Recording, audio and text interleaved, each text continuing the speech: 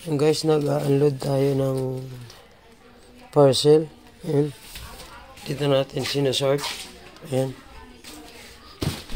Bali ito isang area. Ito, tsaka yun. Bali 5 area yung natin guys. So dito natin kinukuha sa sasakyan ang mga parcel. So tignan natin to, sana may tao sa bahay nila para hindi pa balik-balik. Ganyan.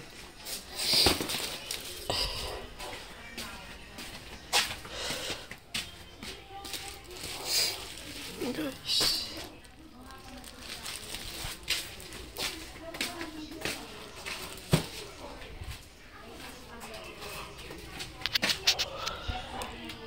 ingat tayo guys sa pag-deliver. Sana maganda ang panahon.